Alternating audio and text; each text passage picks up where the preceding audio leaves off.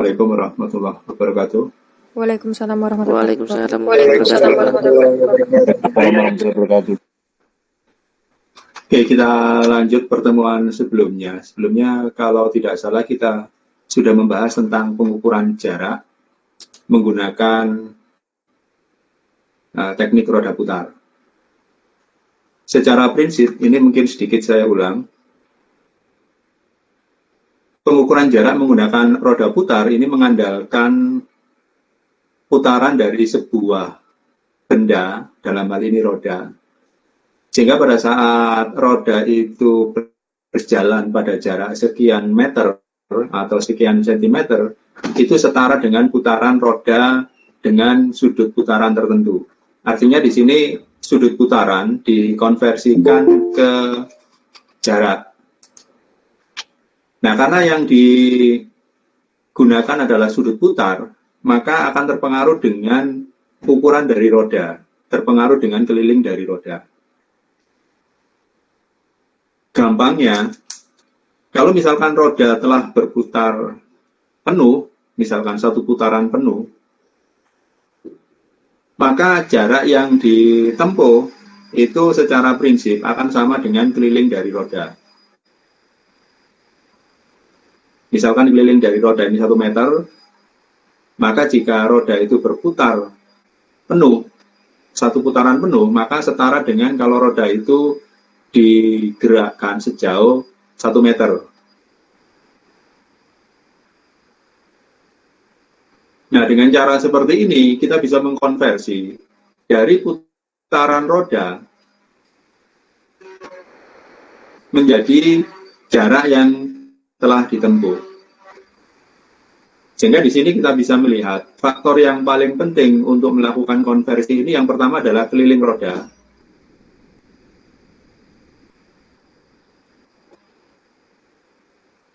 Dan sensor yang ada pada sudut-sudut tertentu. Jadi semakin banyak jumlah sensor yang digunakan untuk mendeteksi pergerakan sudut, otomatis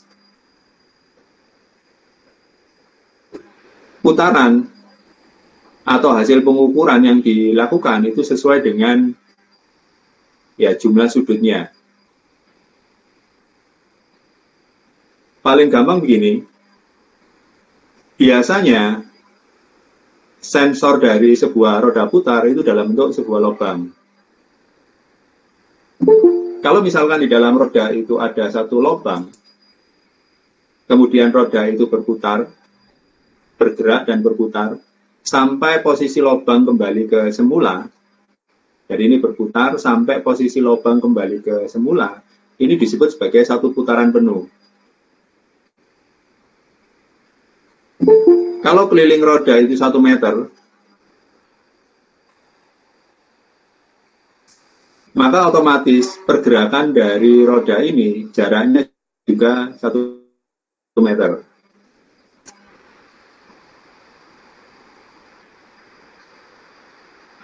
Nah, sekarang kalau misalkan jumlah lubang itu ada 2, maka pada saat roda berputar, maka lubang akan menempati posisi misalkan di atas kembali, itu setelah 1,5 putaran. Kenapa? Karena lubang yang di bawah itu akan segera menempati lubang yang di atas menempati yang di bawah. Kembali ke posisi semula ini hanya butuh setengah putaran. Karena lubangnya 2. Sehingga kalau kelilingnya 1 meter, maka yang ditempuh itu ya separuhnya, hanya setengah meter.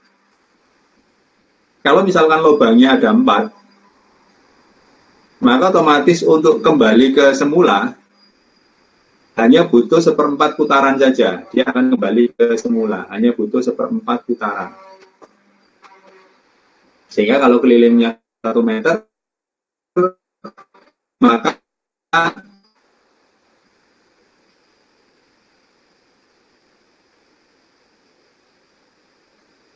jarak antar satu lubang dengan lubang berikutnya, ya tentu hanya 1/4 meter. Sehingga kita bisa menghitung jarak itu ada keliling dibagi dengan posisi roda kembali ke posisi mana ya? Anggap aja di lubang ini ada sebuah sensor, dipasangi sensor.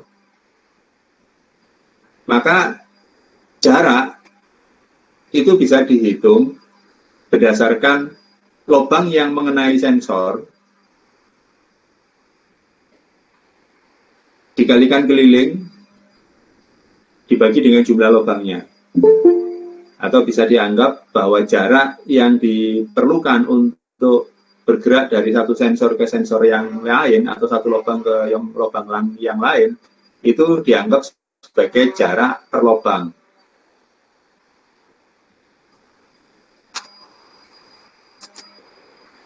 Sehingga jarak keseluruhan yang telah ditempuh itu bisa dianggap sebagai keliling dibagi lubang dikali berapa kali sensor mengenai lubang. Ini saya tulis saja N. Ini menunjukkan berapa kali lubang itu mengenai sensor atau sensor mengenai lubang. Pada saat sensor itu mengenai lubang, biasanya muncul suatu pulsa. Ini biasanya, tergantung dari sensor yang digunakan.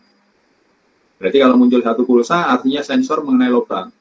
Kalau muncul dua pulsa, artinya sensor mengenai dua lubang atau dua kali lubang, dan seterusnya. Nah, jumlah pulsa yang keluar karena sensor mengenai lubang, ini kita anggap sebagai jumlah hitungan. Nah, sebut saja N ini hasil dari counter hitungan. Ada sebuah counter atau penghitung yang digunakan untuk menghitung ada berapa lubang yang telah mengenai sensor atau sensor mengenai berapa lubang. Nah, prinsip ini yang digunakan untuk menghitung jarak yang telah ditempuh oleh sebuah roda putar. Berarti di sini ada faktor keliling,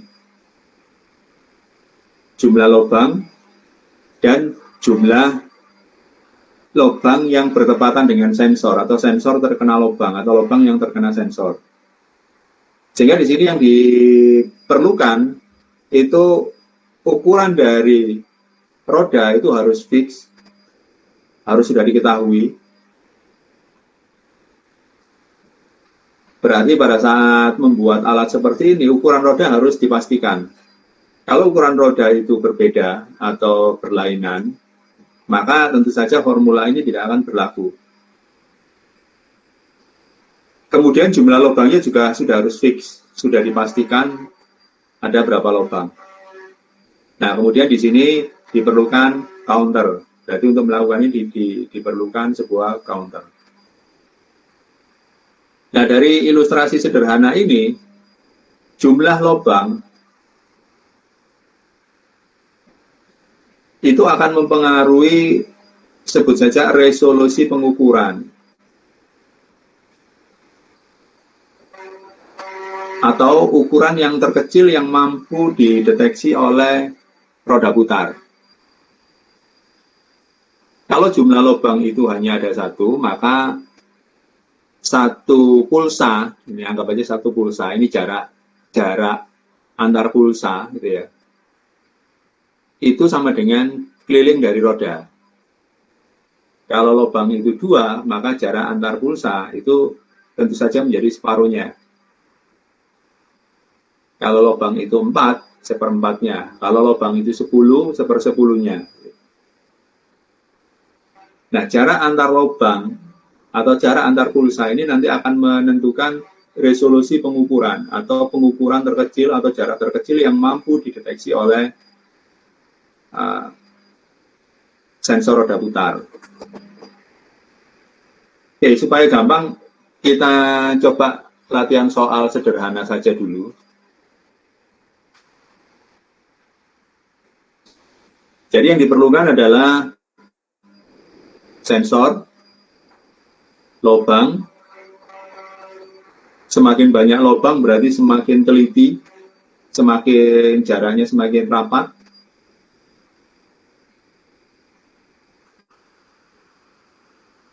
Kemudian output dari sensor, pulsa-pulsa, ada berapa pulsa, kemudian jumlah pulsanya dihitung, kemudian dilakukan konversi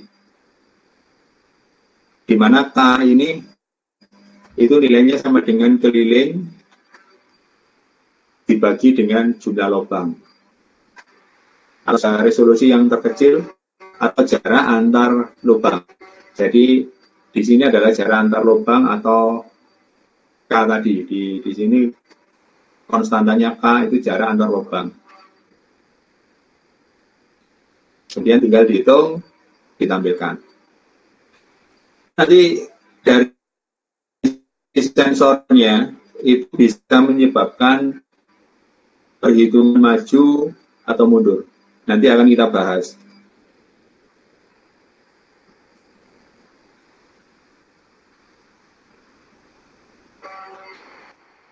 Ya oke, sebelum saya lanjut ke berikutnya, ini saya bahas dulu yang maju atau mundur.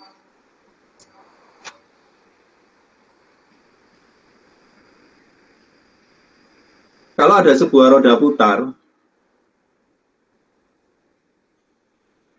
kemudian ada lubang ini kemudian disensor, kemudian keluar dari sensor, maka keluaran dari sensor adalah berupa pulsa-pulsa ini. Di mana pulsa-pulsa, jarak antar pulsa ini adalah jarak antar lubang.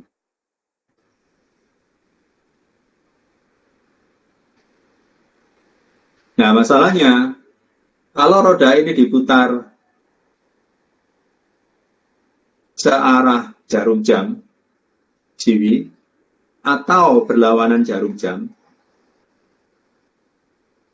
maka yang terjadi adalah pulsanya sama.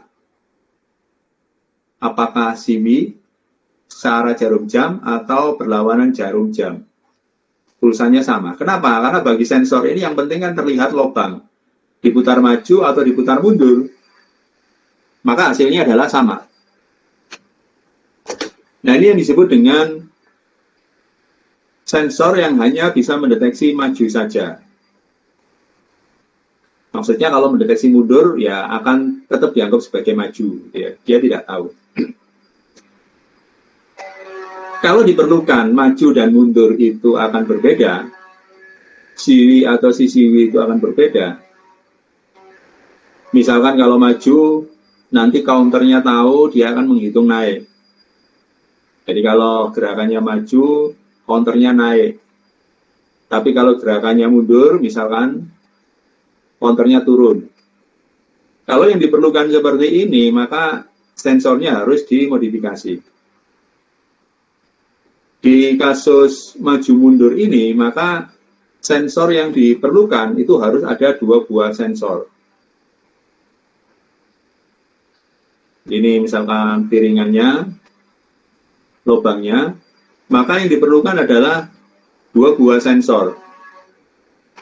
Sensor A misalkan, dan sensor B. Sensor A dan sensor B ini harus diatur sedemikian rupa sehingga terjadi selisih pulsa dengan perbedaan fasa 90 derajat.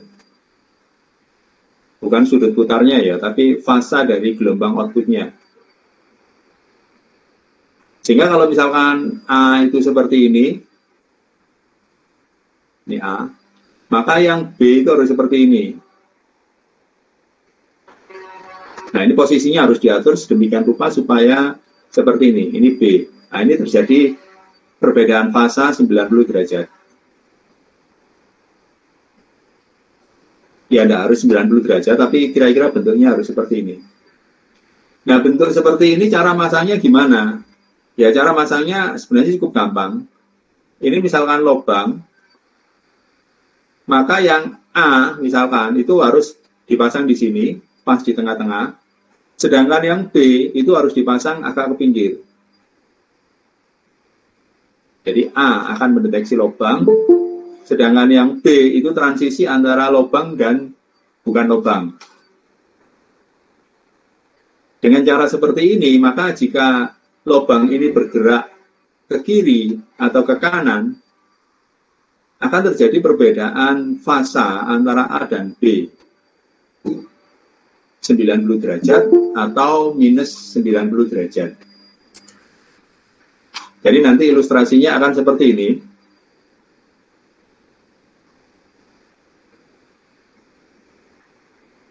Ini misalkan saja ya, saya tidak akan menjelaskan terlalu detail.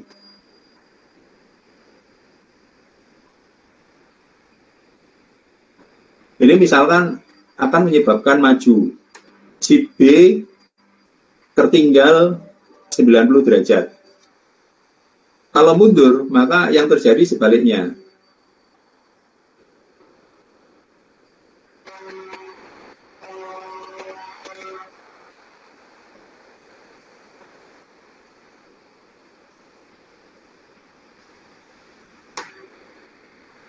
Ini misalkan maju, ini misalkan mundur. Kalau maju, maka B tertinggal 90 derajat. Kalau mundur, misalkan B mendahului 90 derajat. Jadi plus 90 derajat. Kalau maju, misalkan minus 90 derajat. Ini misalkan mendahului atau tertinggal itu nanti tergantung dari pemasangan sensor A dan sensor B-nya. Bisa maju, bisa mendahului, atau bisa tertinggal 90 derajat pada saat maju atau mundur. Cuman yang jelas, dengan teknik seperti ini, maka maju atau mundur itu akan diketahui. Jadi di contoh ini, pemasangan sensor A di sini, B di sini, atau bisa jadi mungkin sensor B-nya misalkan di sini, apakah di sini sensor B-nya. Nah, ini nanti akan menyebabkan perbedaan maju mundurnya, mendahului atau tertinggalnya. Tapi yang jelas bentuknya harus seperti ini sensornya. Sensornya harus A misalkan di tengah-tengah, B itu di pinggir. Atau sebaliknya, terserah. Yang penting ada yang di tengah, ada yang di pinggir. Dengan konfigurasi seperti ini, maka akan bisa terjadi perbedaan selisih 90 derajat, baik maju atau mundur. Nanti tinggal diatur saja atau ditentukan seperti apa. Nah, kalau sudah didapatkan hasil seperti ini, maka dengan mudah bisa dideteksi. Siapa yang lebih dulu, siapa yang tertinggal. Kalau misalkan menggunakan counter, itu bisa menggunakan counter yang disebut dengan menggunakan D flip-flop. Saya yakin kalian mengenal yang namanya D flip-flop.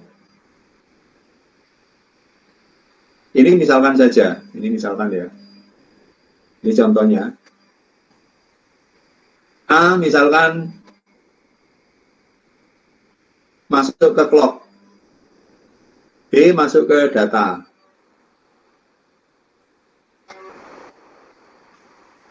Terus ini outputnya. Clock aktif high, karena di sini tidak ada pendul-pendulnya. Berarti clock aktif pada saat transisi naik. Demikian juga yang bawah, clock transisi naik. Nah, sekarang bisa dilihat, saat maju, CW, maka saat A naik atau clock naik, data yang terbaca adalah 0. Sehingga outputnya adalah 0. Di siklus berikutnya, saat clocknya aktif naik, maka data yang terbaca juga 0. Demikian seterusnya 0. Sehingga kalau CW, maka outputnya adalah 0. Ini misalkan saja. Nanti kan tergantung konfigurasi pemasangan sensornya tadi. Sekarang kalau si CW, saat clocknya aktif, transisi naik, maka yang terbaca adalah 1. Berikutnya adalah tetap 1. Berikutnya tetap 1. Sehingga saat CCW, outputnya adalah 1. Nah, dengan cara seperti ini, itu bisa diketahui apakah counternya maju atau mundur. Misalkan kalau menggunakan mikroprosesor atau menggunakan counter atau apa, ini bisa dibuat up atau down. Bisa ditentukan. Ya, dalam hal ini 0 atau 1 itu up atau down tergantung konfigurasi dari rangkaian dan konfigurasi dari sensornya. Cuma di sini yang ingin saya sampaikan bahwa dengan teknik seperti ini, kita bisa mendeteksi gerakan itu maju atau mundur. Sehingga counter bisa dinaikkan atau bisa diturunkan sesuai dengan kebutuhan. Oke, itu pengaturan maju mundur dari mekanisme roda putar. Bisa diperlukan maju mundur ini atau tidak, ya tergantung kebutuhan. Tapi yang paling sering digunakan ya maju saja. Karena umumnya yang namanya ngukur itu ya tidak pernah mundur, tidak pernah mundur. Ngukur itu ya maju terus gitu ya, maju terus. Tidak pernah kejadian misalkan tiba-tiba mundur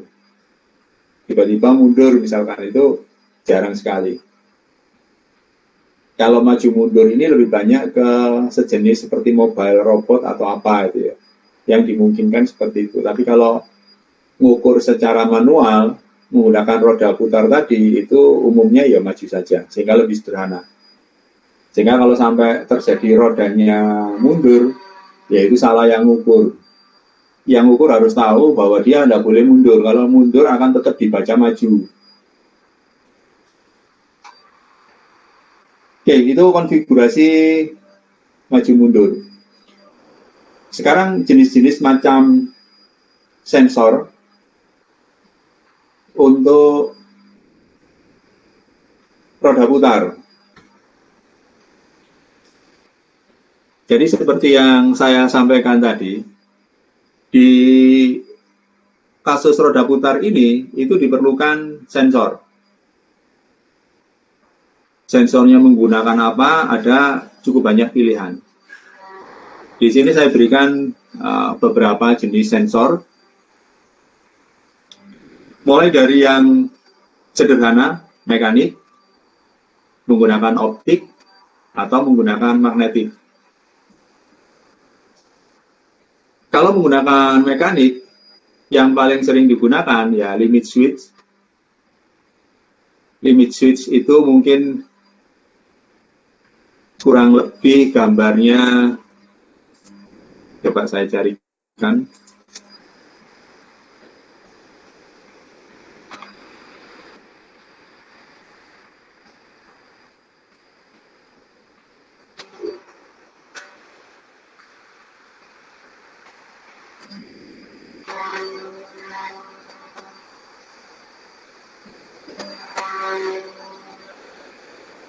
Ya, ini bentuknya macam-macam, saya ambilkan yang umum lah. Mungkin yang umum seperti ini.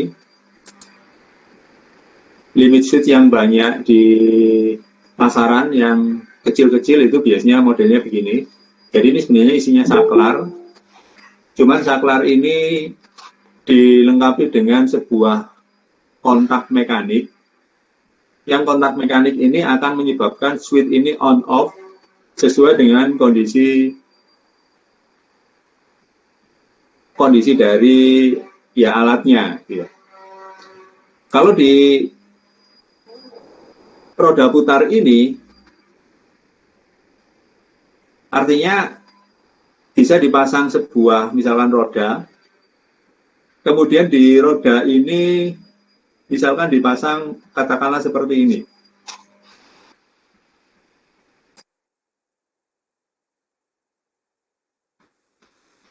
Di apa ya, ini roda terus ditambahi seperti apa, tonjolan. Kemudian limit switch-nya itu dipasang di sini, misalkan seperti ini. Nah, misalkan seperti ini. Ya, limit switch ini switch biasa, cuman bentuknya begini. Sehingga pada saat roda ini berputar, kadang-kadang kena tonjolan, kadang-kadang enggak. Sehingga tuas dari limit switch-nya ini bisa kadang-kadang mengendur, kadang-kadang menekan. Gitu ya.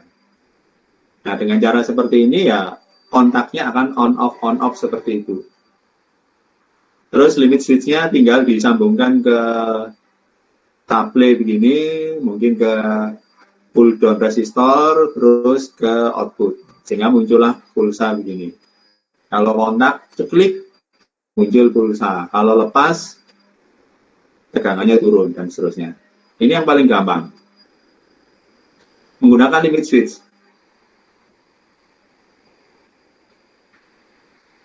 Kemudian yang kedua, itu ini masih mekanik, yaitu yang disebut dengan reed switch. Reed switch ini saklar reed ini apa ya, seperti tunas atau apa ya, tanaman yang baru muncul gitu ya, kalau diterjemahkan. Jadi kalau di sini itu gambarannya seperti ada plat yang sangat tipis, seperti rumput yang sangat tipis, terbuat dari logam, yang dia sangat mudah dipengaruhi oleh magnet. Kalau dia jauh dari magnet, kedua logam ini terpisah. Kalau didekatkan magnet, maka kedua logam ini menyatu, nempel. Sehingga dengan cara magnet dijauhkan dan didekatkan, logam ini bisa lepas, nempel, seperti saklar.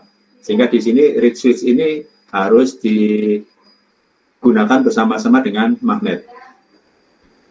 Sehingga kalau misalkan ini, katakanlah di sini ada reed switch, misalkan reed switch gitu ya, maka di bagian tertentu itu harus dipasang magnet. Sehingga kalau jauh dari magnet, jauh dari magnet, saklarnya lepas, saat terkena magnet, saklarnya nutup. Sehingga kalau disambungkan dengan tegangan, terus di pull down ke bawah, diukur outputnya, ini bisa keluar pulsa. Oke, sebelum saya lanjut ke yang lain, kelebihan dari saklar mekanis ini tentu saja mudah, bisa jadi murah, tapi kekurangannya adalah efek getar.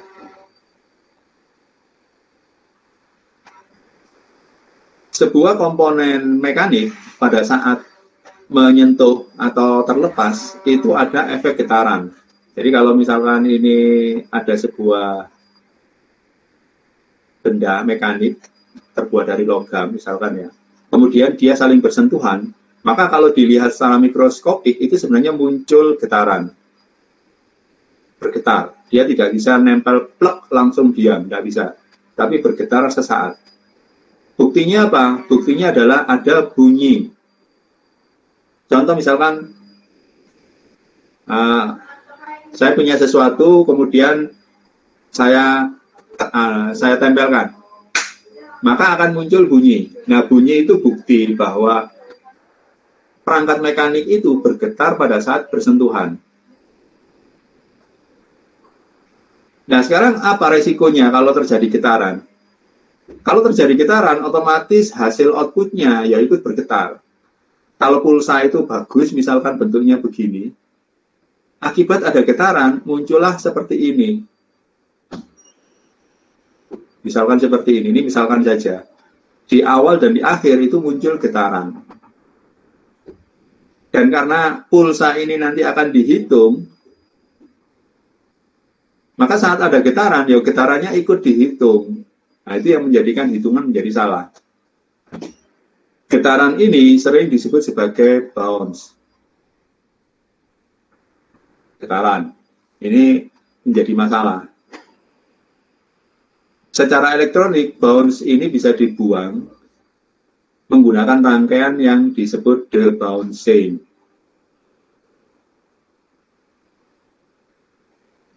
Dengan menggunakan rangkaian atau program yang disebut debouncing, maka bounce ini bisa dibuang. Sehingga di kasus ini efek mudah dan murah dari mekanik akhirnya harus ditebus dengan bahan rangkaian debouncing ini. Jadinya ya tidak murah, tidak mudah lagi. Tapi untuk beberapa kasus ini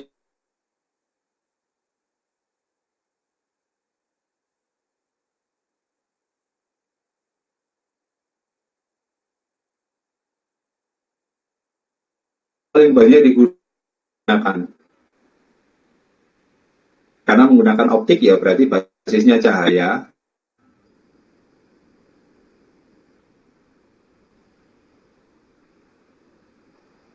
Ada yang digunakan untuk memancarkan,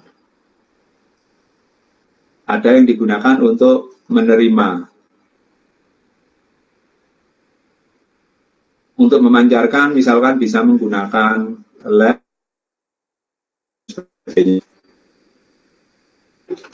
Kemudian untuk menerima cahayanya bisa menggunakan optodiode, optotransistor, LDR, dan sebagainya.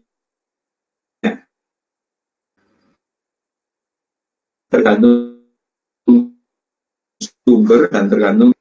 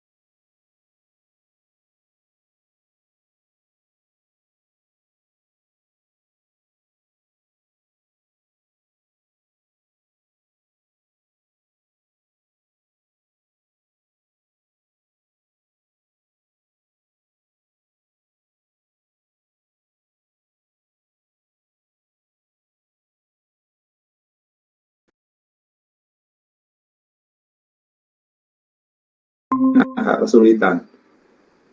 Itu kelebihan optik. Saya tidak akan terlalu menjelaskan detailnya seperti apa, saya yakin mungkin kalian bisa membayangkan. Jadi ini contoh sensor optik yang banyak digunakan, yang sering disebut sebagai optointerruptor. Disebut optointerruptor karena sensornya itu dihalang-halangi oleh sesuatu. Ini bentuk sensornya seperti ini. Ini sumber cahaya LED, ini fotodiode atau fototransistornya. Cahayanya di sini. Sehingga kalau ada benda, ini kan terhalang. Makanya disebut sebagai interruptor. Ini contoh bentuk sensornya. Kemudian rodanya bisa bentuknya seperti ini atau model berlobang. Kelebihannya tadi bisa tidak menimbulkan getaran, bisa bergerak dengan cepat, dan sebenarnya ya lumayan murah. Lumayan murah sensornya. Kekurangannya, kalau digunakan di area yang kotor, berdebu, ada minyak-minyak tertentu yang menyebabkan cahaya terganggu. Kalau misalkan ini berdebu, ya otomatis kan terganggu. Sehingga optik hanya digunakan di area yang bersih. Kalau misalkan digunakan nyensor jalan raya yang kotor, yang berdebu dan seterusnya, ya ini tidak akan bisa digunakan. Oke, itu optik. Yang terakhir, magnetik. Sensor yang sering digunakan atau mungkin bisa dianggap satu-satunya sensor. Saya kurang tahu, mungkin ada sensor yang lain enggak yang terkait dengan magnetik, yaitu yang disebut dengan efek Hall. Hall ini nama orang yang menemukan efek ini ya, efek. Jadi kira-kira begini ceritanya. Kalian tahu yang disebut dengan semikonduktor? Diode lah, katakanlah begitu.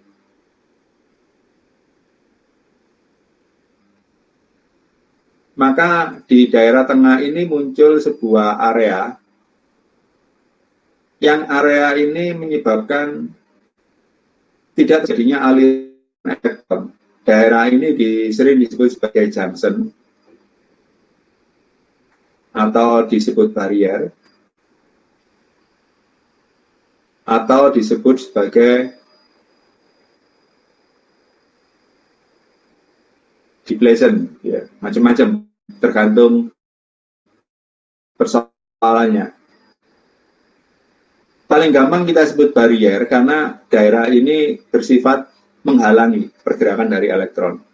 Elektron baru bisa bergerak dari N ke P, atau arus bisa bergerak dari P ke N, itu ternyata disebabkan oleh beberapa sebab. Yang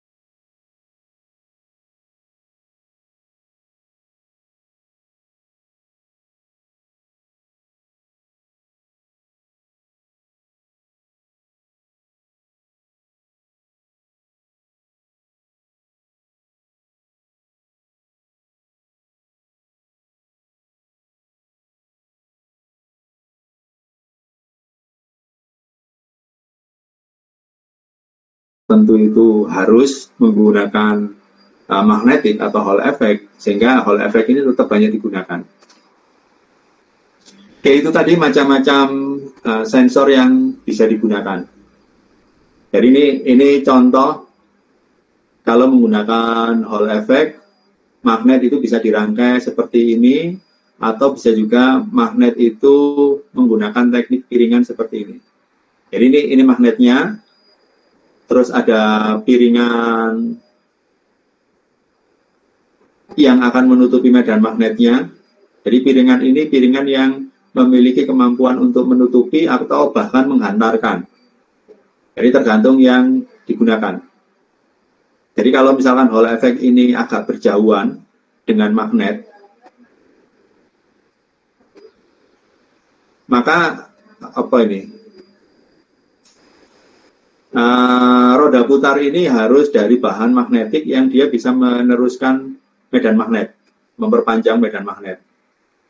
Tapi kalau medan magnet dan Hall effect-nya ini berdekatan, maka ini harus dibuat dari bahan yang sifatnya menahan medan magnet. Sehingga kalau pas tertutup, nggak bisa lewat medan magnetnya, kalau terbuka, bisa lewat. Nah ini contoh saja. Ya mungkin saat ini bisa jadi ada cukup banyak macam-macam sensor, tapi ini yang kita anggap umum. Yaitu macam-macam sensor untuk roda putar. Ini tadi proses perhitungannya sudah kita bahas tadi. Yang menjadi ukuran di sini adalah jarak antar pulsa. Nah ini masalah notasi ini mungkin bisa sembarang lah. Ini saya sering kadang-kadang notasinya mirip-mirip. Ini K, ini juga K, ya sama ya mungkin. Pokoknya ini jarak antar pulsa. Ini keliling, ya. Jadi yang menjadi penting adalah keliling roda, jarak antar pulsa. Sehingga jarak tempuh dari roda itu keliling, ini kan keliling, 2πr itu keliling, dibagi jumlah lubang, dikalikan jumlah pulsa yang masuk, atau sensor yang mengenai lubang. Nah, di sini saya tetap menggunakan istilah lubang, asumsinya sensor yang digunakan adalah optik.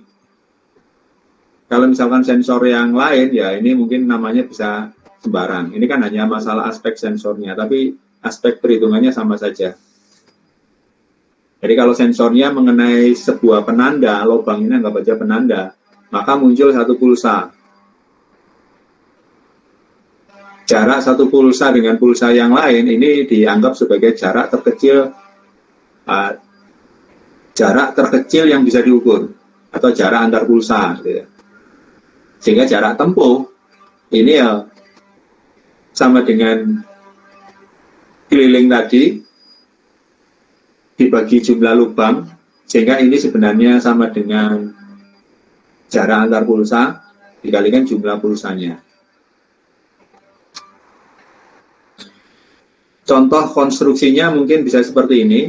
Ini roda, ini jari-jari roda, terus ada piringan. Di dalam piringan ini diberikan lubang-lubang. Jumlah lubangnya berapa terserah, sesuai dengan kebutuhan. Kemudian di sekitar lubang ini dipasang sensor.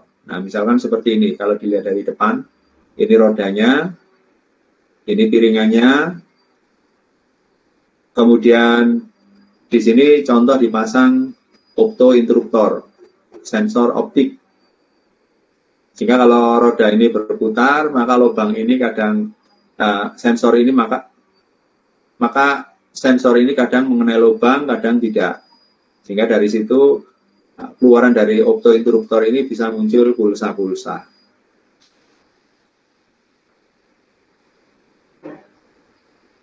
Oke, di sini saya fokus ke rangkaian optointerruptor menggunakan optik. Kalau menggunakan rangkaian yang lain ya sebenarnya hampir sama, tinggal menyesuaikan saja. Bisa mencari di contoh-contoh di internet. Ini saya juga ambilkan dari internet. Mana yang bisa digunakan tergantung kebutuhan, tergantung dari sensornya, tergantung tegangan dan sebagainya. Yang saya berikan ini hanya contoh saja. Ini misalkan optointerruptornya, berarti di sini kadang terhalang, kadang tidak. Ini sumber cahaya dari LED, sama semua pasti ada sumber cahayanya dari LED. Ini sumber cahaya. Ini sumber cahayanya. Kemudian nilai-nilai resistor yang ada di sini sangat beragam, ya tergantung dari kebutuhan, tergantung tegangan, dan sebagainya. Ini contohnya bisa macam-macam, tapi secara prinsip hampir mirip lah, sekian ratus ohm gitu ya. Kemudian bagian yang kedua adalah bagian sensor optonya. Biasanya yang sering digunakan adalah fototransistor. Kenapa fototransistor? Karena lebih sensitif daripada fotodiode. Jadi kebanyakan isinya adalah fototransistor.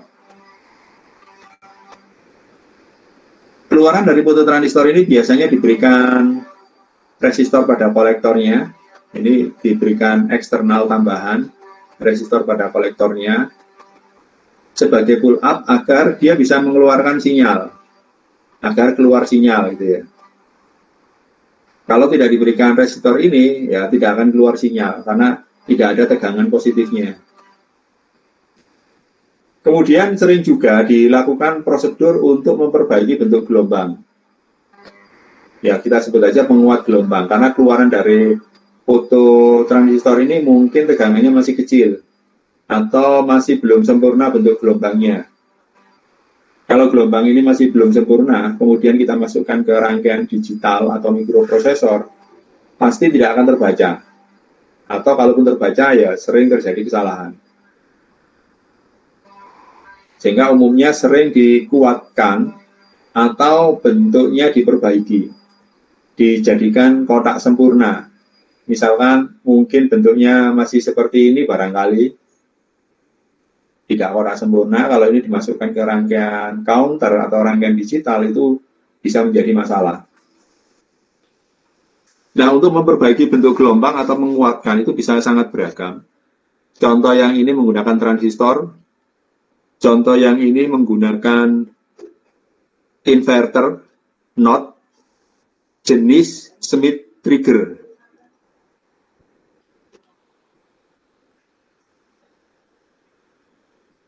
Smith trigger ini sebuah gate atau gerbang yang biasanya banyak digunakan untuk proses menghasilkan pulsa yang bagus. Ya, anggap saja seperti itu.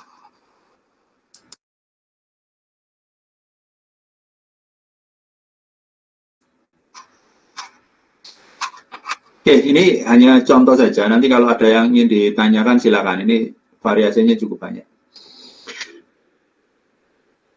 Oke, kita masuk ke contoh soal saja, biar mudah untuk membayangkan. Contoh soal yang pertama, gampang. Suatu roda pengukur jarak, diameternya 20 cm. Nah, dari sini kita harus langsung mengkonversi ke keliling. Karena dia yang diketahui adalah 2 meter diameter, maka keliling adalah sama dengan pi dikalikan d. Ya. Tapi kalau jari-jari, kan keliling sama dengan pi 2pi dikalikan r, gini ya. Ini tergantung kebutuhan, tergantung yang diketahui. Kalau di sini diameter berarti id. Kalau diameternya 20 cm, maka mestinya keliling sama dengan 3,14 dikali 20 cm, sama dengan 62,8 cm. Berarti kalau roda itu menggelinding satu putaran penuh, berarti jarak yang ditempuh adalah 62,8 cm. Oke, kemudian berikutnya, roda dilengkapi dengan sensor foto, anggap aja begitu langsung, dan piringan yang berisi hanya satu lubang. Karena satu lubang, maka supaya sensor itu mengenai satu lubang dan kembali ke lubang yang berikutnya, itu sama dengan satu putaran penuh, karena hanya satu saja. Karena hanya ada satu lubang, maka supaya dia satu sensor ini mengenai lubang berikutnya, ya ini berarti harus berputar satu putaran penuh. Artinya A1 pulsa ini setara dengan kelilingnya 62,8 cm. Jarak antar pulsa. Jarak antar pulsa sebenarnya bisa dihitung berdasarkan keliling dibagi lubangnya. Kelilingnya 62,8 cm, jumlah lubangnya 1. Ya berarti jarak antar pulsa itu ya 62,8 cm.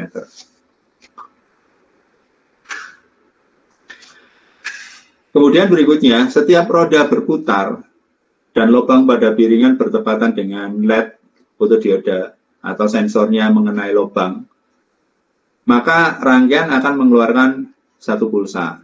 Oke, ini hanya untuk memperjelas saja. Jika rangkaian mengeluarkan 10 pulsa, berapa jarak yang telah ditempuh oleh roda pengukur jarak? Kalau satu pulsa itu sama dengan satu keliling tadi, jarak pulsa itu sama dengan satu keliling, di mana jarak satu pulsa itu 62,8 cm, maka kalau keluar 10 pulsa ya sebenarnya paling gampang logikanya tinggal dikalikan 10. Berarti jarak yang telah ditempuh adalah 628 cm atau 6,28 meter. Itu paling gampang. Atau bisa menggunakan formula yang tadi. Formula ini sama saja.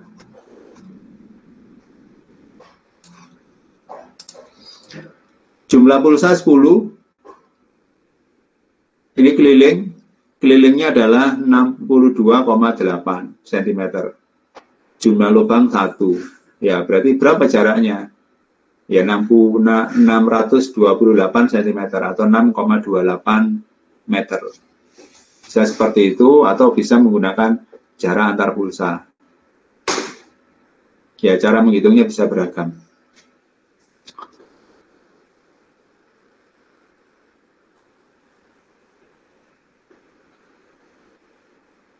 Jika mengeluarkan 10 pulsa, maka jarak yang telah ditempuh yaitu 628 cm atau 6,28 meter.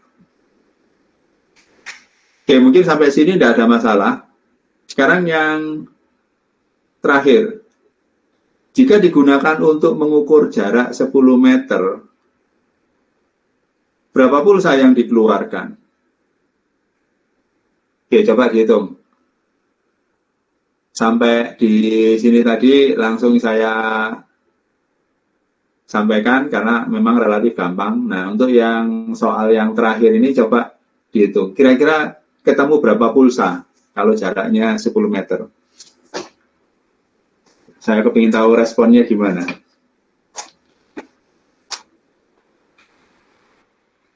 Ya, di sini tadi kan sudah ketemu jarak antar pulsa 62,8 cm. Kalau roda putar itu digunakan untuk mengukur jarak 10 meter, kira-kira pulsa yang keluar itu ada berapa? Coba ada yang bisa nyoba ngitung.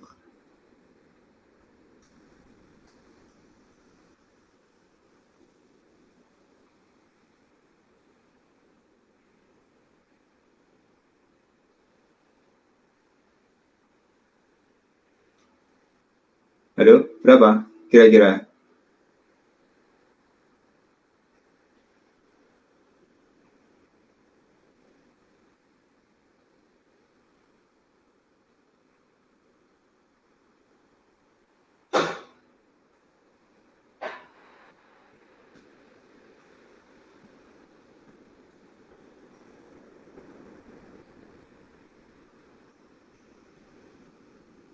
Ketemu berapa ini? Ada yang nyoba ngitung?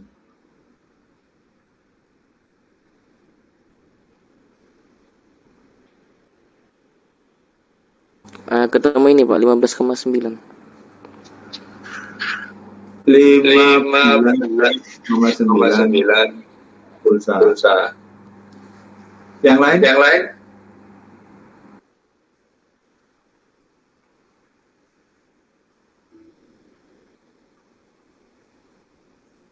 Ini persoalan ini sederhana tapi ya perlu perhatian khusus ini. 15,9 pulsa. Ini ada yang punya ide yang lain?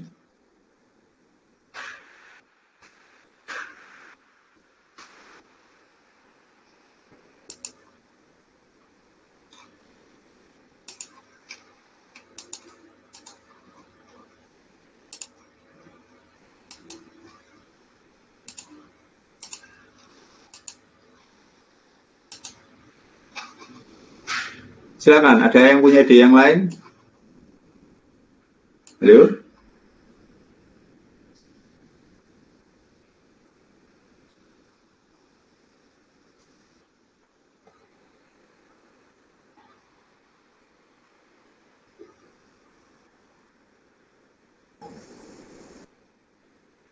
Yang lain ini mana ini?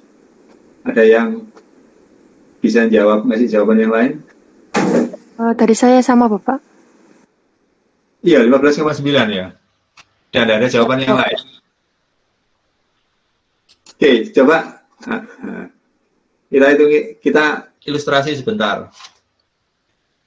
Ini namanya satu pulsa, dua pulsa, ya kan gini ya. Terus yang namanya 2,5 pulsa, itu kira-kira bentuknya gimana?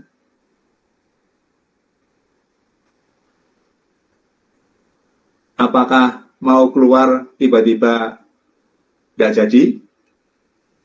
Atau keluar separuh terus tiba-tiba turun lagi?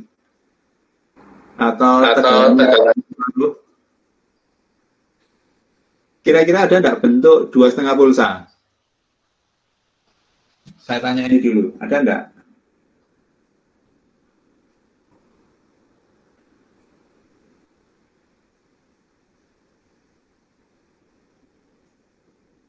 Sepertinya tidak ada.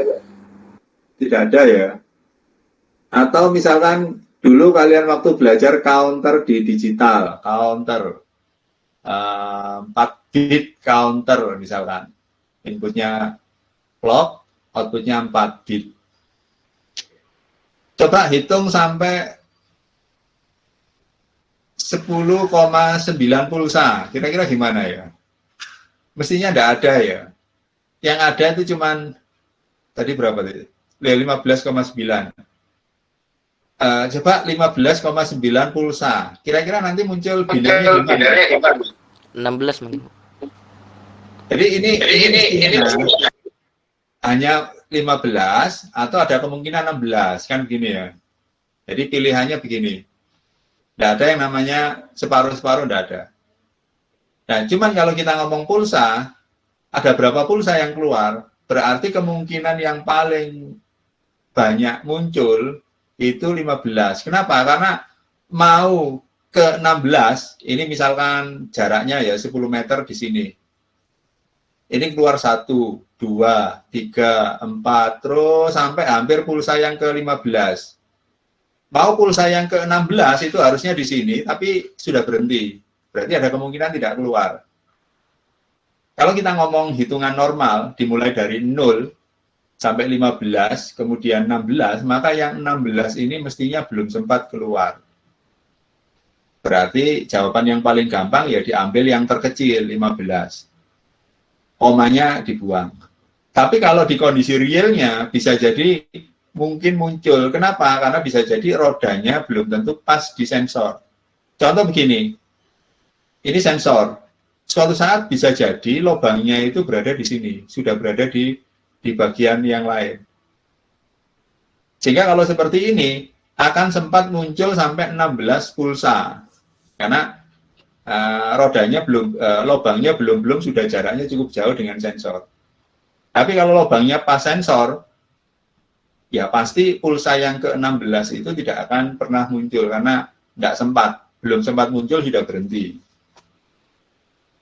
Nah, jawaban yang gampang, yang benernya gimana jadinya? Ya kalau mau amannya ya dianggap 15 karena dianggap ini normalnya ya, normal dari sisi hitungan 15. Sehingga nanti kita pakai yang 15 saja. dalam kenyataannya bisa jadi yang muncul 16, karena tergantung posisi dari lubangnya tadi.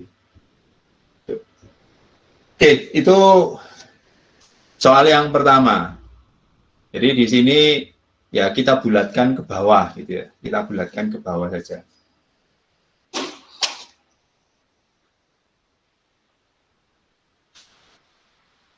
Ini kita lanjut. Masih soal yang pertama ini kelihatannya. Jika keluaran dari pulsa akan disambungkan ke mikroprosesor, berarti masuk ke MCS51 atau ATmega dan sebagainya, hasil pengukuran jarak ditampilkan ke LCD, maka buat faktor konversi K ini berarti jarak antar pulsa, jarak satu pulsa gitu ya, dari jumlah pulsa ke panjang lintasan jarak.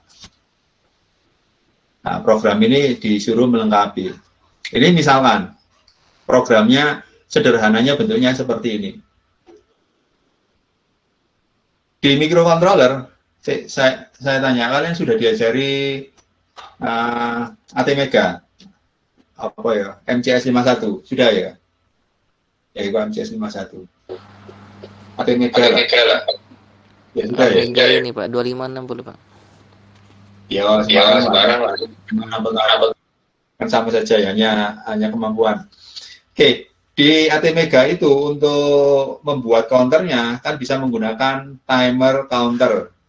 Timer counter 1, misalkan ini 16 bit. Biasanya kapasitasnya 16 bit. Berarti secara hardware pulsanya disambung ke timer counter 1. Kemudian dibaca nilainya berapa. Oh, ketemu sekian pulsa. Kemudian dari pulsa itu dikalikan dengan konstanta K, di mana K ini tadi jarak antar pulsa. Kemudian ketemulah jarak yang sesungguhnya. Setelah itu dicetak, diubah dari bilangan ke tulisan, string, kemudian baru ditampilkan ke LCD. Nah, berapakah K jarak antar pulsa? Ya, tadi sudah kita hitung kan 62,8 cm. Nah, cuma di sini satuan yang diinginkan adalah meter. Berarti K nilainya 0,628 meter per pulsa. Nah, ini. Berarti K nilainya sekian, 0,628. Jadi dalam satuan cm kan 62,8 cm per pulsa. Nah, dalam satuan meter, karena di sini yang diminta ditampilkan dalam bentuk meter, ya berarti diubah ke meter. Jadinya ketemunya 0,628 meter per pulsa. Ya, ini lanjutan contoh soal yang pertama. Soal yang kedua. Ini masih mirip-mirip. Roda pengukur jarak menggunakan LED dan fotodioda, diameter 30 cm. Nah, dengan diameter 30 cm berarti kita lihat, kita tahu keliling sama dengan pi kalikan D, berarti sama dengan 9,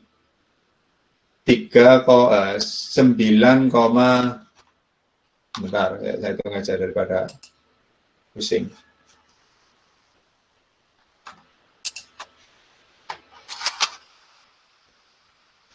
Pi kali 30. 94,2 cm. Berarti kelilingnya. Kelilingnya 94,2 cm. Diinginkan resolusi pengukuran mencapai 10 cm. Nah, ini oke. Ini pertanyaannya berbeda. Resolusi pengukuran, tadi sudah kita bahas, resolusi pengukuran itu dipengaruhi oleh jumlah lubang. Semakin banyak lubangnya, berarti resolusinya semakin kecil. Kalau resolusi itu kita ngomong resolusi tinggi itu artinya jaraknya semakin kecil.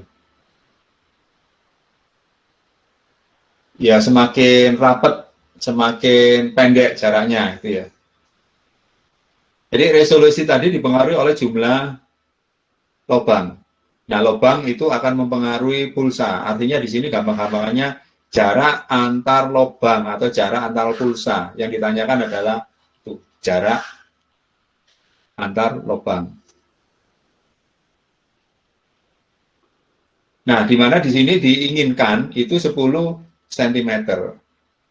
Berarti jarak antar lubangnya sudah ditentukan 10 cm.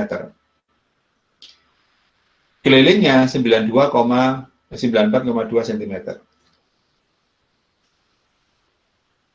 Nah, kalau kita bilang resolusi mencapai, berarti semakin tinggi resolusinya kan semakin bagus, tidak masalah. Berarti minimal resolusi itu 10 cm. Minimal itu maksudnya berarti jarak antar lubang itu harus lebih kecil atau sama dengan, mestinya begini ya, lebih kecil atau sama dengan 10 cm. Kalau lebih kecil dari 10 cm boleh, kalau lebih besar dari 10 cm tidak boleh. Berarti resolusinya lebih jelek. Kalau didapatkan resolusi yang lebih bagus, mestinya tidak masalah. Kalau resolusinya lebih jelek, mestinya tidak boleh. Berarti patokannya itu 10 cm. Lebih kecil dari 10 cm boleh, lebih besar tidak boleh. Nah, pertanyaannya adalah, berapa jumlah lubang yang harus dibuat pada piringan tersebut?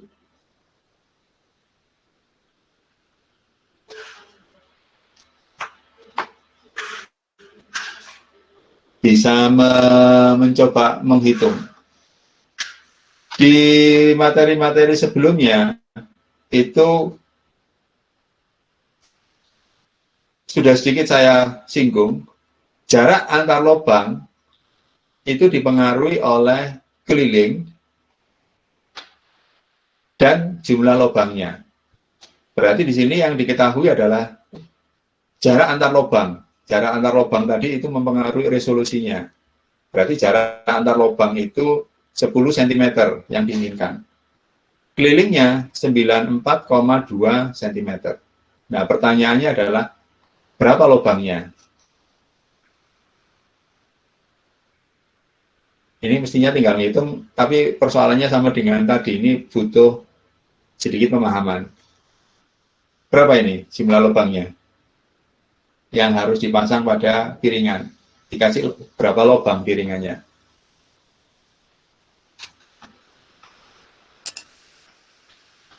Oke, ilustrasinya begini. Piringan, kelilingnya 92, berapa tadi ya? 94,2.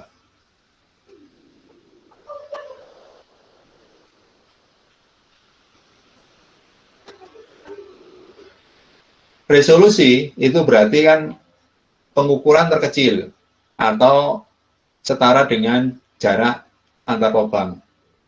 Ini resolusi atau jarak antar lubang. Yang diinginkan adalah 10 cm. Di mana jarak antar lubang atau resolusi itu sama dengan keliling dibagi jumlah lubang.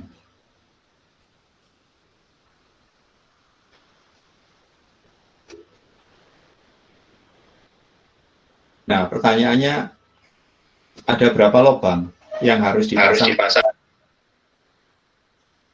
piringan ini? 10 lubang mungkin, Pak. 10 lubang.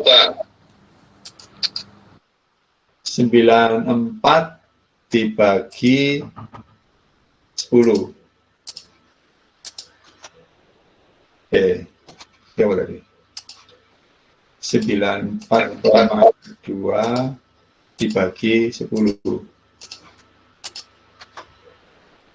Kalau hitung-hitungannya kan begini. Ini berarti sama dengan tadi. Ini kalau ngitung 9,42 Berarti di sini ada kemungkinan kan nggak mungkin. Jumlah lubang berapa? 9,4 Pak. 0,4 lubang itu gimana kan? Nggak mungkin. Berarti kemungkinannya kan biasa 9 atau 10. Oke, pertanyaannya lebih condong kemana? 10. Alasannya apa 10? Kenapa enggak 9? 9 Pak. Kenapa? 9 Pak. Enggak, tadi beda Pak. 9. Kenapa 9? Alasannya?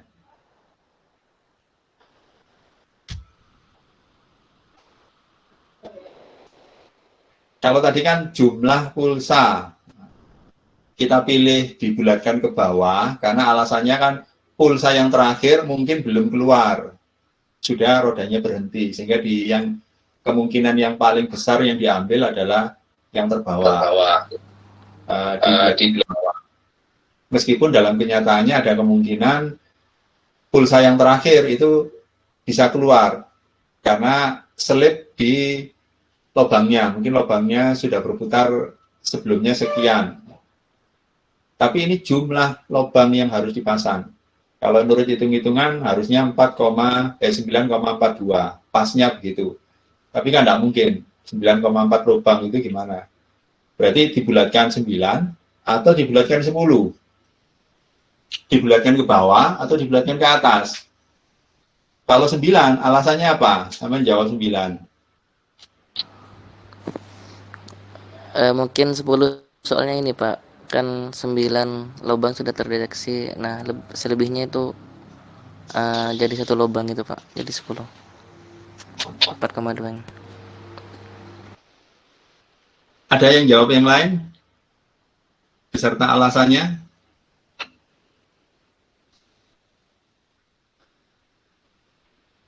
Oke, coba kita hitung balik ya. Berarti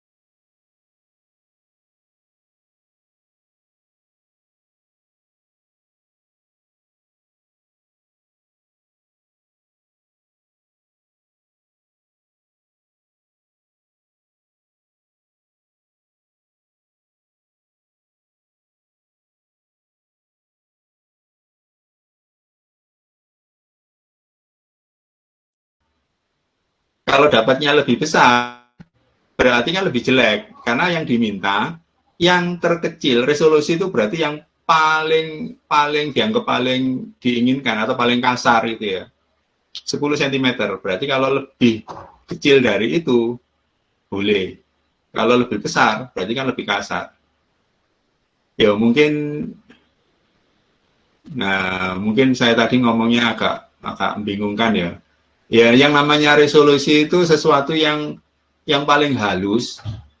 Berarti kalau dapat yang lebih kasar, lebih jelek gitu ya. Kira-kira kan begitu. Kalau dapat yang lebih halus lagi akan lebih baik. Nah, maksudnya kira-kira begitu. Intinya begitu. Jadi kalau saya kepinginnya 10 cm, berarti seakan-akan maksimal 10 cm. Jangan lebih dari 10 cm. Kalau lebih dari 10 cm saya tidak mau. Nah, kira-kira begitu. Tapi kalau dapatnya kurang dari 10 cm, oh bagus. Nah, kira-kira yang namanya resolusi itu begitu.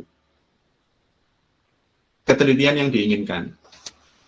Jadi di kasus ini, yang memungkinkan itu yang 9,4. Kalau yang ini berarti melebihi yang diinginkan. Melebihi, apa sih?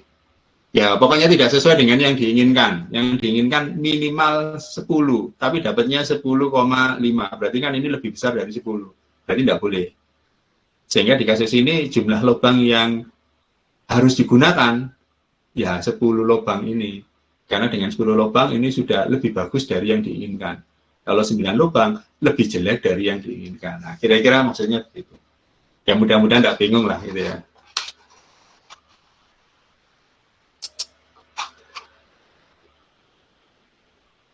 Ya, oke, kira-kira begitu. Berarti mana tadi? Berapa lubang yang minimal? Ya, ini kan di sini sudah ada tulisan minimal.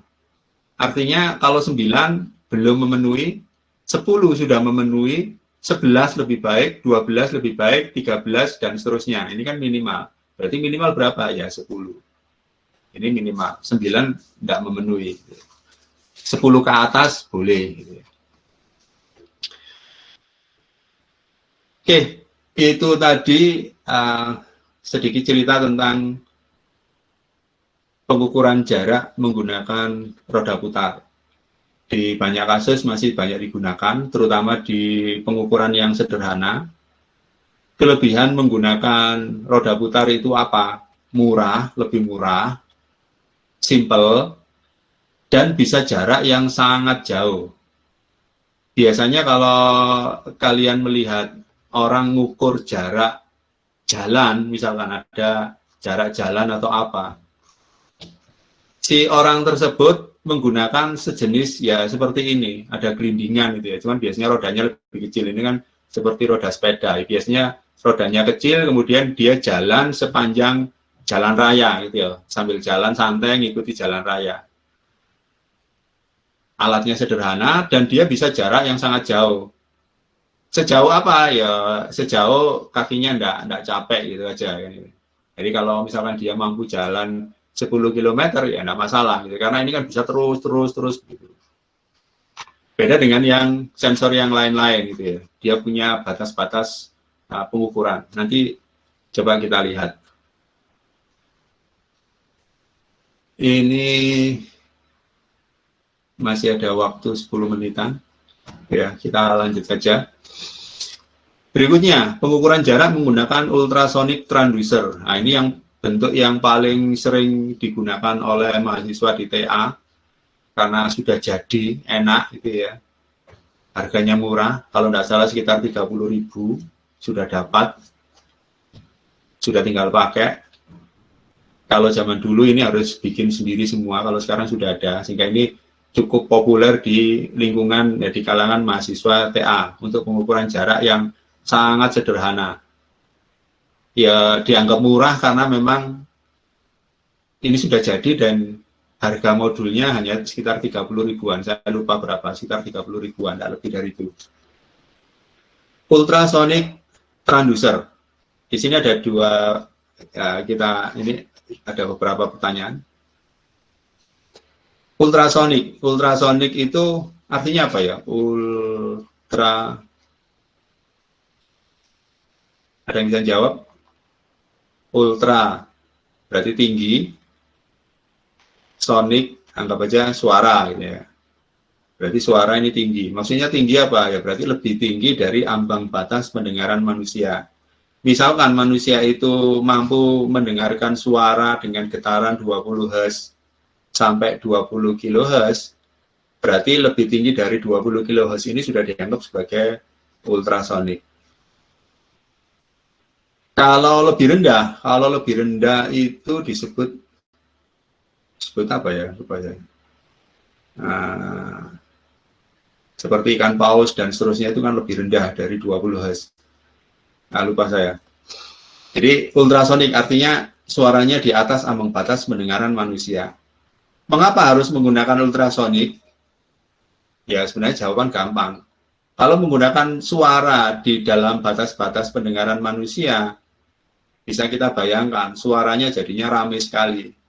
Misalkan kalian membuat mobile robot, kemudian mobile robot ini dilengkapi dengan sensor ultrasonik, sensornya ada banyak, ada 8 misalkan, atau ada 4, semua mengeluarkan suara yang berada di ambang batas pendengaran manusia, bisa dibayangkan, ruamenya seperti pasar itu ya, suaranya. Sangat tidak nyaman. Sehingga supaya tidak mengganggu, dipasanglah pada ultrasonik. Paling banter yang terganggu ya paling kelelawar gitu ya. Paling kelelawar itu aja kan dia terganggu. Tapi ya biarkanlah, masuk di gedung ada kelelawar. Biasanya kan ini dipasang di gedung ya.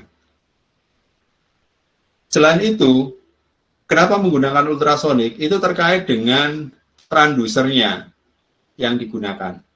Transducer di sini maksudnya, kalau kita ngomong seperti audio, ini kan sebenarnya audio ya. Mirip dengan audio, suara. Berarti ada seperti speaker dan mikrofon. Kalau di audio itu kan ada speaker dan mikrofon.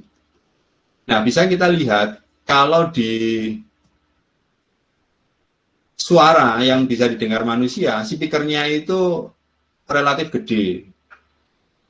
Termasuk mikrofonnya ya relatif gede, meskipun ada speaker dan mikrofon yang kecil. Tapi secara umum, normalnya speaker dan mikrofon untuk suara yang bisa didengar manusia itu ukurannya gede. Kalau misalkan menggunakan suara yang berada di ambang batas pendengaran manusia, maka otomatis device transducernya jadinya gede sekali. Meskipun ini tidak selalu benar, tadi saya katakan cukup banyak mikrofon yang ukurannya sangat kecil dan speaker yang sangat kecil. Alasan yang paling masuk akal ya ini tadi, biar tidak mengganggu manusia, karena kalau semua perangkat elektronik yang menggunakan suara ini berada di dalam batas pendengaran manusia, tentu saja akan sangat mengganggu. Sehingga harus diletakkan di luar. Oke, itu kemudian prinsip kerjanya cukup sederhana. Saya tidak tahu, mungkin kalian sudah pernah diajarkan di mata kuliah yang lain atau mungkin pernah belajar. Prinsip dasarnya adalah pantulan. Ini yang paling sering. Bisa juga penerimaan langsung. Bisa pantulan, bisa langsung. Tapi yang paling sederhana adalah pantulan. Kenapa pantulan? Kalau langsung itu berarti ini pemancar TX mengirimkan gelombang ultrasonik, kemudian diterima oleh penerima RX. Nah ini kan jadinya tidak praktis. Harus ada dua alat yang terpisah jauh digunakan untuk mengukur. Jadi ini misalkan di luar ruangan, kemudian diukur pada bagian tertentu.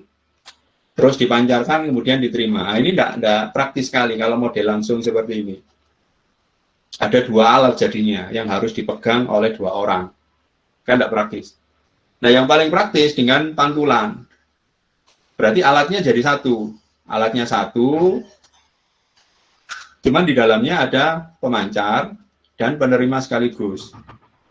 Prinsipnya dengan dipantulkan. Pemancar memancarkan gelombang, ditembakkan pada area tertentu, misalkan tembok dan sebagainya. Kemudian dipantulkan dan diterima di penerimanya. Jadi prinsip kerjanya umumnya adalah pantulan. Kemudian dihitung waktu perjalanan gelombang.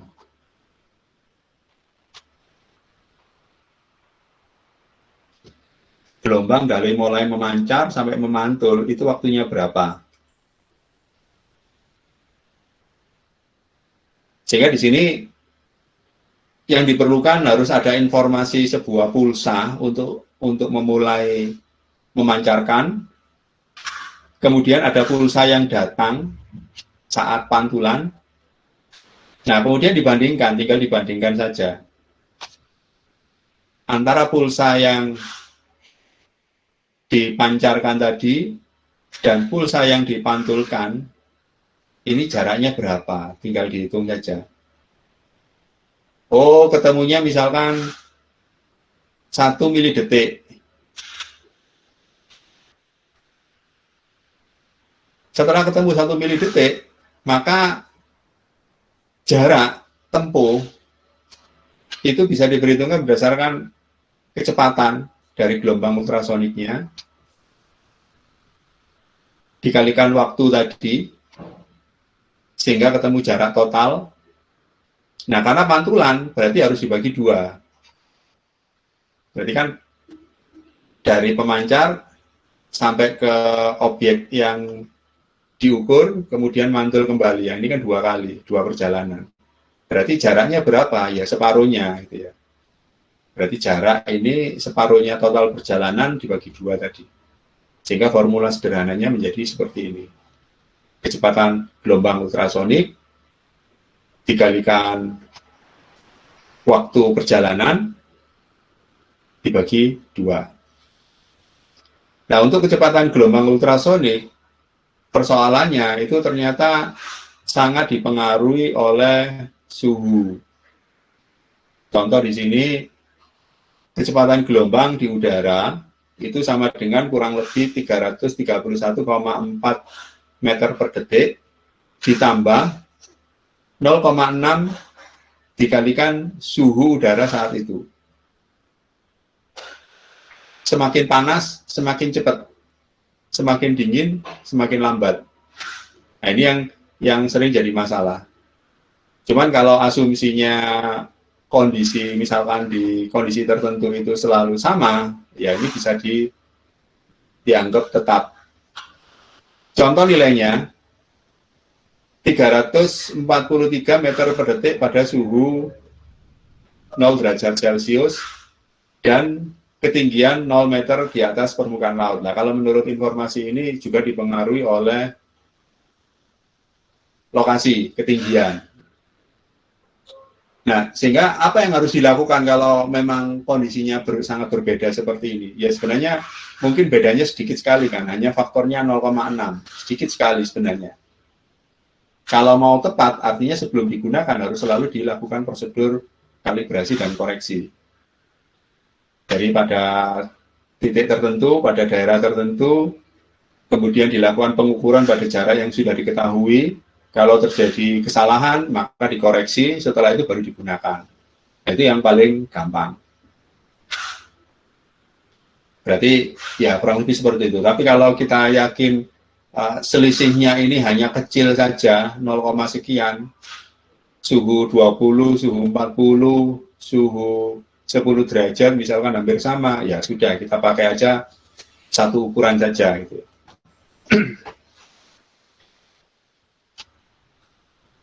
Oke, itu prinsip dasarnya. Nah, untuk rangkaiannya sendiri, karena ini waktunya sudah habis, nanti kita lanjut di pertemuan berikutnya. Jadi, tadi hanya dasarnya saja, mungkin rangkaiannya sebenarnya sebentar saja, tapi karena waktunya sudah habis. Oke, baik. Jadi karena waktunya sudah habis, maka hari ini saya akhiri. Dan karena masih suasana lebaran, saya juga mengucapkan minal aidin wal faizin, mohon maaf lahir batin. Kalau ada salah kata, saya mohon maaf. Hari ini saya akhiri sampai di sini saja. Wassalamualaikum warahmatullahi wabarakatuh. Waalaikumsalam.